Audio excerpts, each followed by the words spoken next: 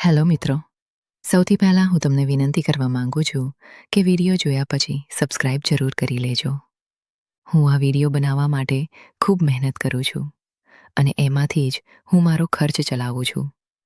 જે પણ સબસ્ક્રાઇબ કરશે, હું દુઆ કરું છું કે તેની જિંદગી ખૂબ સારી, અમીર અને ખુશહાલ બને. પ્લીઝ સબસ્ક્રાઇબ કરી લેજો. મિત્રો, આજે હું તમને એક એવી વાર્તા કહેવા માંગુ છું જે સાંભળીને તમારા મનમાં નવી ઊર્જા આવશે. આ વાર્તા છે એક સાદા ગામના છોકરા કિરણની.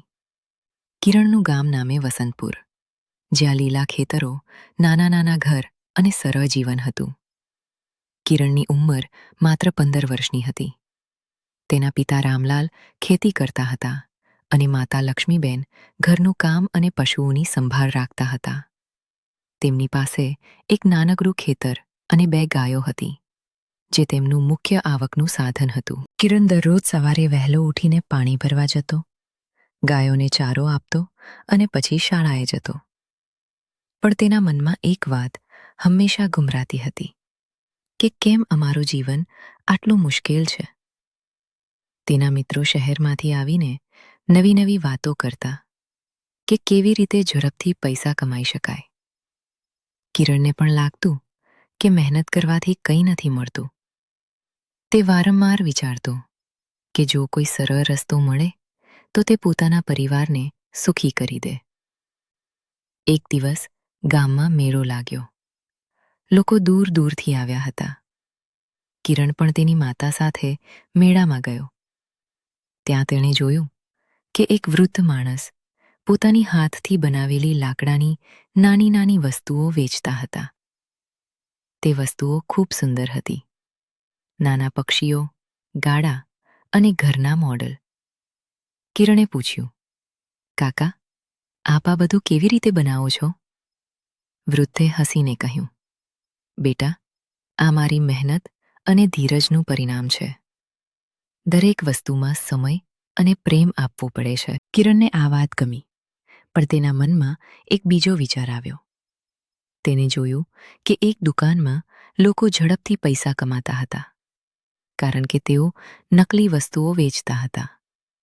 તેના મિત્ર સંજયે કહ્યું, કિરણ, જો તું પણ આવું કંઈક કરે તો તારા ઘરમાં સુખ આવી જશે. કિરણે આ વાતને મનમાં રાખી લીધી. ઘરે આવીને તેને પોતાના પિતાને કહ્યું, બાપુ, હું પણ કંઈક કરવા માંગુ છું. ખેતીમાં તો સમય લાગે છે. પિતાએ કહ્યું, બેટા, ધીરજ રાખ. મહેનત કરીએ તો ભગવાન જરૂર મદદ કરે. પણ કિરણને આમાં ધીરજ નહોતી. બીજા દિવસે તેને નક્કી કર્યું કે તે પોતાના ખેતરમાંથી કેટલાક શાકભાજી લઈને શહેરમાં વેચવા જશે. તેણે વહેલી સવારે ઉઠીને ટોપલી ભરી અને બસ પકડી. શહેરમાં પહોંચીને તેને જોયું કે ત્યાં ઘણા વેપારીઓ હતા. તેના શાકભાજી તાજા હતા, પણ લોકો વધારે સસ્તા માટે પૂછતા હતા. એક વેપારીએ કહ્યું, જો તું થોડું વજન ઓછું આપે અને વધારે ભાવે વેચે તો તારો નફો વધી જશે. કિરણને આ વાતે લાલચ લાગી. તેણે પહેલી વખત આવું કર્યું. તેણે થોડું વજન ઓછું આપીને પૈસા વધારે લીધા. તે દિવસે તે ઘણા પૈસા લઈને ઘરે આવ્યો. માતાએ પૂછ્યું, આટલા પૈસા ક્યાંથી? કિરણે જૂઠું કહ્યું, મારા શાક વધારે સારા હતા એટલે. તેના મનમાં થોડી અસુવિધા થઈ, પણ તેને અવગણી દીધી. આમ કરતાં કિરણની આદત બની ગઈ. તે દર અઠવાડિયે શહેર જતો અને આવી રીતે વધારે પૈસા કમાતો. ઘરમાં સુખ આવવા લાગ્યું. તેણે નવા કપડાં લીધા, માતા માટે સારું તેલ અને પિતા માટે દવા લાવ્યો. પણ એક દિવસ એવું બન્યું કે તેના પિતાને તેની આદતની ખબર પડી.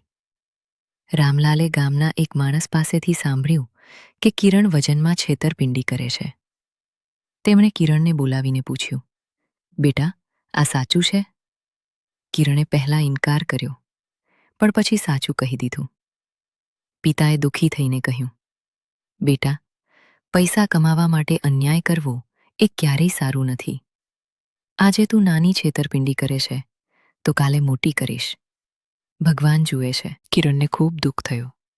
તે રાત્રે સૂઈ શક્યો નહીં. તે વિચારતો રહ્યો કે તેણે પોતાના પરિવારને સુખી કરવા માટે જ આ કર્યું હતું, પણ હવે તે ખોટું લાગતું હતું. બીજે દિવસે તેણે નક્કી કર્યું કે તે હવે સાચી રીતે કામ કરશે. પણ સમસ્યા ત્યારે આવી જ્યારે ગામમાં ભારે વરસાદ પડ્યો. ખેતરોમાં પાણી ભરાઈ ગયું અને ફસલ બગડવા લાગી. કિરણના ઘરની ગાયો પણ બીમાર પડી ગઈ. આવક બંધ થઈ ગઈ. હવે તેમની પાસે જે પૈસા હતા તે પણ ધીરે ધીરે ખલાસ થવા લાગ્યા. કિરણને સમજાયું કે જે પૈસા તેણે છેતરપિંડીથી કમાયા હતા તે ટક્યા નહીં. તે દિવસોમાં ગામના વૃદ્ધ કાકા હરિભાઈ, જેઓ મેળામાં વસ્તુઓ વેચતા હતા, તેમની તબિયત ખરાબ થઈ.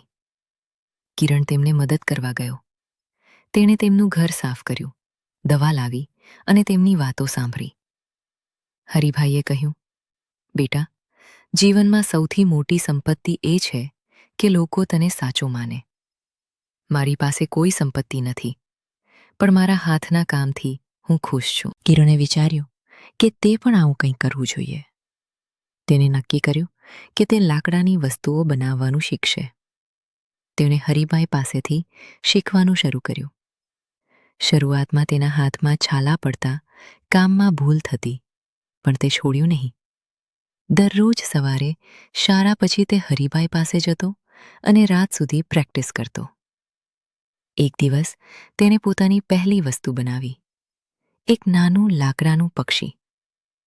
તેને જોઈને હરિભાઈએ કહ્યું, બેટા, આમાં તારી મહેનત દેખાય છે. કિરણે તે વસ્તુ ગામના મેળામાં વેચવા મૂકી. આ વખતે તેને સાચું વજન અને સાચો ભાવ રાખ્યો. લોકોને તે ગમી ગઈ અને તેણે સારા પૈસા મેળવ્યા. ધીરે ધીરે તેનું કામ વધતું ગયું. તેને નાની વર્કશોપ શરૂ કરી. તેના પિતા પણ તેને મદદ કરવા લાગ્યા. માતાએ કહ્યું, બેટા, તારી મહેનતથી અમને ખરો સુખ મળ્યો છે. પણ કિરણને હજુ એક મોટી સમસ્યાનો સામનો કરવાનો હતો. ગામના એક અમીર વેપારી મોહનલાલે તેનું કામ જોઈને કહ્યું, કિરણ, તું મારી સાથે મોટા બિઝનેસમાં આવ. હું તને ઝડપથી અમીર બનાવી દઈશ. કિરણને આ વાત આકર્ષક લાગી. મોહનલાલે કહ્યું કે તેમને નકલી લાકડાની વસ્તુઓ બનાવીને વેચવાની છે, જેનાથી ઘણો નફો થશે. કિરણ ફરી વિચારમાં પડી ગયો. તેને યાદ આવ્યું કે છેલ્લે જ્યારે તેને છેતરપિંડી કરી ત્યારે કેટલું દુઃખ થયું હતું. તેને મોહનલાલને કહ્યું, કાકા, હું સાચી વસ્તુઓ જ બનાવીશ, નકલી નહીં. મોહનલાલે ગુસ્સે થઈને કહ્યું, તો તારું કામ ક્યારેય મોટું નહીં થાય. કિરણે ઘરે આવીને પોતાના પિતાને આ વાત કહી. પિતાએ કહ્યું, બેટા, સાચા રસ્તે ચાલવામાં સમય લાગે છે, પણ અંતે તે જ ટકે છે. આ વાતે કિરણને હિંમત મળી. ત્યારબાદ કિરણે પોતાનું કામ વધુ સારું બનાવ્યું. તેને ગામના બીજા છોકરાઓને પણ શીખવવાનું શરૂ કર્યું. તેમની નાની ટીમ બની. તેઓ સાથે મળીને વધુ સારી વસ્તુઓ બનાવતા. એક વખત ગામમાં મોટો તહેવાર આવ્યો. કિરણની ટીમે ત્યાં પોતાની વસ્તુઓ પ્રદર્શિત કરી. લોકોએ તેમની મહેનતની પ્રશંસા કરી. પણ ત્યાં જ એક મોટી તોફાન આવી. વાવાઝોડું આવ્યું અને કિરણની વર્કશોપનું નુકસાન થયું. ઘણી વસ્તુઓ બગડી ગઈ. કિરણને ફરી નિરાશા થઈ. તે વિચારવા લાગ્યો કે કદાચ તેનો રસ્તો ખોટો છે. તે રાત્રે એકલો બેસીને રડતો હતો. તેની માતાએ આવીને તેને આલિંગન આપ્યું અને કહ્યું, બેટા, જીવનમાં તોફાન આવે જ છે, પણ જે ધીરજ રાખે છે તે જ જીતે છે. તારા પિતાએ પણ ઘણી વખત નુકસાન સહન કર્યું છે, પણ છોડ્યું નથી. આ વાતે કિરણને નવી તાકાત મળી. તેણે ફરીથી શરૂઆત કરી. આ વખતે તેના મિત્રો અને ગામના લોકોએ પણ મદદ કરી. તેઓએ સાથે મળીને વર્કશોપ ફરી બાંધી. કિરણે નવી ડિઝાઇન બનાવી જે વધુ સુંદર હતી. ધીરે ધીરે તેનું કામ ફરી ચાલુ થયું. એક દિવસ શહેરના એક મોટા દુકાનદારે તેની વસ્તુઓ જોઈ અને ઓર્ડર આપ્યો. આ ઓર્ડરે કિરણની જિંદગી બદલી નાખી.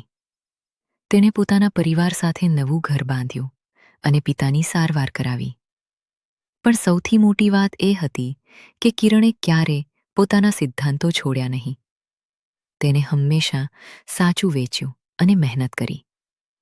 ગામના લોકો તેને આદર આપતા. હરિભાઈએ કહ્યું, કિરણ, તું સાચા માર્ગે ચાલ્યો એટલે ભગવાને તને સફળતા આપી.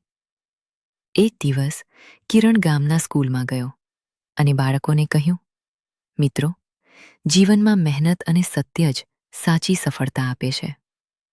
જો તમે ધીરજ રાખશો અને અન્યાય નહીં કરશો તો એક દિવસ તમે પણ મોટા બનશો. તેની આ વાત સાંભળીને ઘણા બાળકો પ્રેરિત થયા.